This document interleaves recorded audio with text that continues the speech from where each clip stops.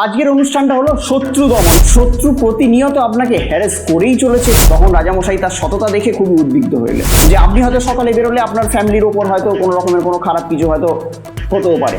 শনিবার কিংবা মঙ্গলবার এই ক্রিয়াটি করতে হবে, যে কোনো শনি কিংবা মঙ্গলবার করতে হবে। এবং শনি এবং মঙ্গলবারটি যদি অমাবস্যা হয়ে যায় তাহলে তো সোনায় সোহাগা। আমার যে মন্ত্রটি স্ক্রিনে যাচ্ছে সেই মন্ত্রটিকে সেই পাসপোর্ট সাইজের যে ছবি নিলেন বা একটি বড় সাইজের যে ছবি নিলেন সেই ছবির তলায় লিখবেন, সেই রক্তটাকে সেই পুতুলের মধ্যে ইনজেক্ট করে দেবেন।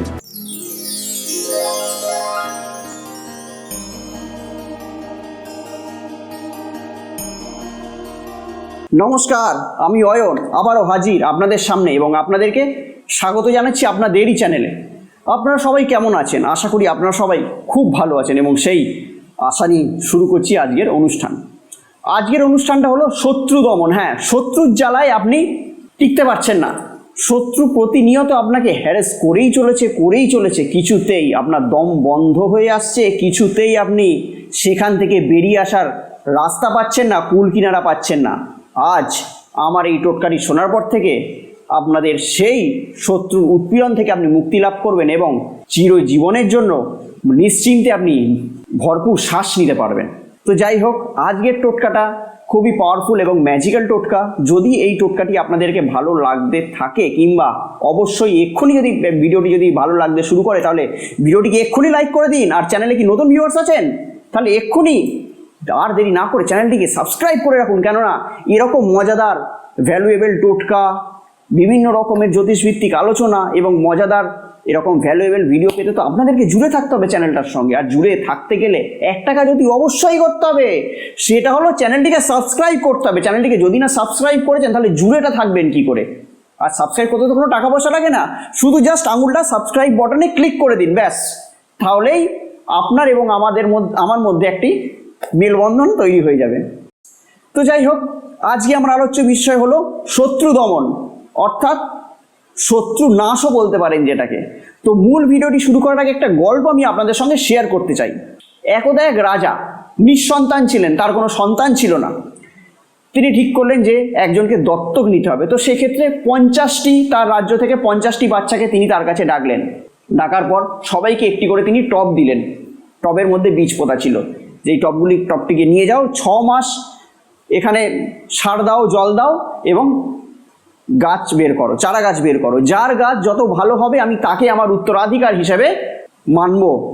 তো সেই ক্ষেত্রে সবাই বাচ্চারা তাদের টব নিয়ে গৃহে চলে গেলেন। গৃহে চলে যাওয়ার পর সব বাচ্চারা তার পর দিন থেকেই সেই গাছের প্রতি যত্ন আত্মি শুরু করে দিল। সবাই জল দেওয়া শুরু করলো, সার দেওয়া শুরু করলো এবং তার গাছের রক্ষণাবেক্ষণ শুরু করে দিল।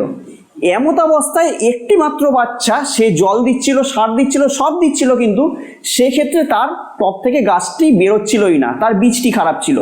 এরম করতে করতে বেশ কিছুদিন চলে গেল। সে মাকে বললো, মা দেখো না, সবার তো মনে হয় গাছ বেরিয়ে গেছে, কিন্তু আমার টব থেকে তো এখনো পর্যন্ত গাছ বেরোচ্ছে না। মা বললেন যে আরো অপেক্ষা করো, ধৈর্য করো, গাছ একদিন না একদিন নিশ্চয়ই বেরোবে। বাচ্চাটি অপেক্ষা করতে থাকলো, ধৈর্য ধরতে থাকলো, কিন্তু তার সঙ্গে সঙ্গে সে তার কর্মটিও করতে লাগলো। গাছে সে জলও দিতে লাগলো এবং সে সারও দিতে লাগলো। তবুও 5 মাস হয়ে গেল, তবুও কিন্তু সেই বীজ থেকে আর চারা গাছ বেরোলোই না। তো সেই সময় সে তো খুবই তো দুঃখিত ছিল। মায়ের কাছে গিয়ে বললো যে মা, এত তো চেষ্টা করলাম কিন্তু তবুও তো চারা গাছ বেরোলো না। এমত অবস্থায় তার আগের দিন চলে এলো, মানে যেদিন তাদেরকে এক্সিবিশন হবে তার আগের দিন মা তাকে বলছে, দেখো বাবু, তুমি তো চেষ্টা অনেক করেছো, চেষ্টার তো কোনো ত্রুটি রাখোনি। কালকে যখন রাজাবাবুর কাছে যাবে, গিয়ে সব কিছু সত্য খুলে বলবে, কেননা টপটা তো উনিই দিয়েছিলেন, তুমি তো আর আনোনি। তো সেই ক্ষেত্রে যদি বীজ যদি খারাপ থেকে থাকে সেটা তো তোমার কোনো দোষ নাই। তো যাই হোক, সে সেই টবটিকে নিয়ে সে রাজদরবারে উপস্থিত। সব বাচ্চারা তাদের ফুলে ফলে ভরা সেই টব নিয়ে উপস্থিত, আর সে সেখানে ওই ফাঁকা টব নিয়ে উপস্থিত। তো সব টব দেখার পর রাজামশাইয়ের ঠিক নজর গেল যে এখানে যে টবে গাছ নেই তার দিকে। তো সেই ক্ষেত্রে গিয়ে তিনি তখন ওই ছেলেটিকে বললেন, এসো এখানে। ছেলেটি এলো, আসার পর, কি হলো ভাই, তোমার এখানে তোমার টবে গাছ হলো না কেন?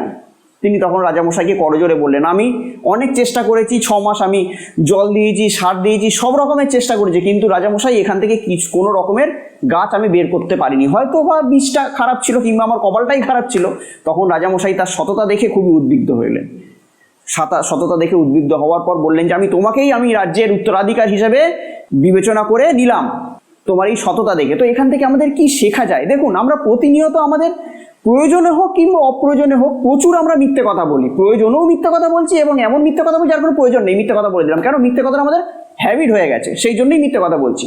তো এক্ষেত্রে মিথ্যে বলাটাকে আমাদেরকে কমিয়ে ফেলতে হবে, আমাদেরকে সততার দিকে যেতে হবে। যত কম মিথ্যে কথা বলবেন, সততার দিকে যাবেন, তত দেখবেন লাইফে ডেভেলপমেন্ট আপনার আস্তে আস্তে হতেই থাকবে। আজকে হচ্ছে না কাল হবে, কালকে হচ্ছে না পরশু হবে, কিন্তু হবে অতি অবশ্যই। তাই সততাকে সৎ করে বেঁচে থাকুন এবং লাইফের মজা আপনারা নিতে থাকুন।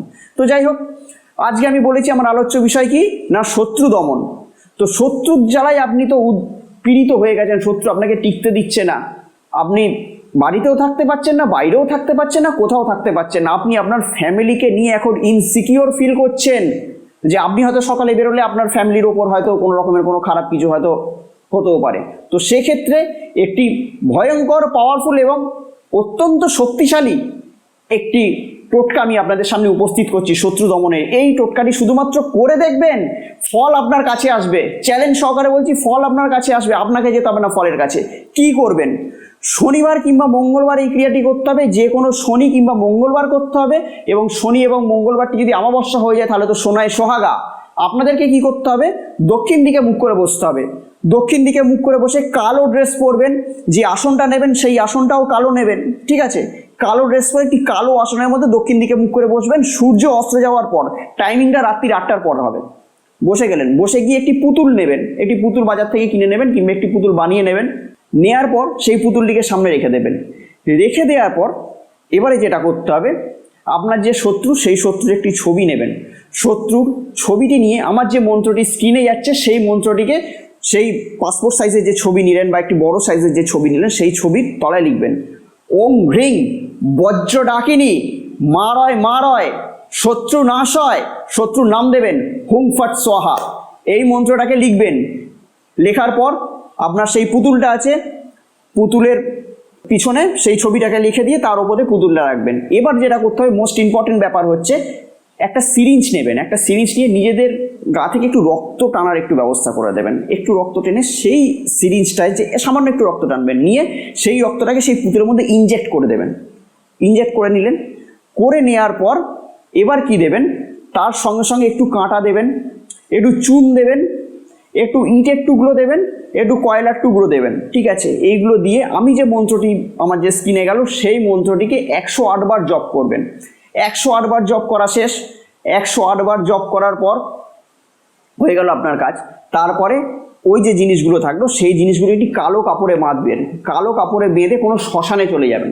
শ্মশানে গিয়ে সেটিকে জ্বালিয়ে দেবেন।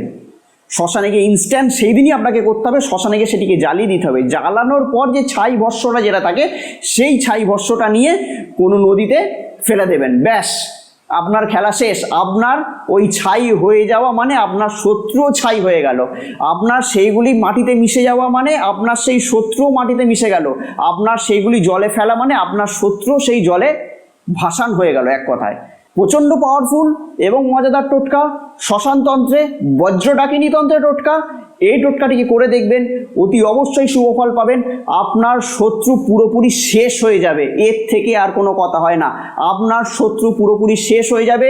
যে শত্রুর দ্বারায় আপনি হয়তো মাথা তুলে দাঁড়াতে পারছিলেন না, এখন আপনি মাথা তুলে দাঁড়াবেন। এখন আপনি দৈনন্দিন সব কাজ করবেন। এখন আপনার লাইফে ডেভেলপমেন্ট হবে। আপনার শত্রু চিরতরে শেষ। আপনি সুখে শান্তিতে জীবন যাত্রা করতে পারবেন।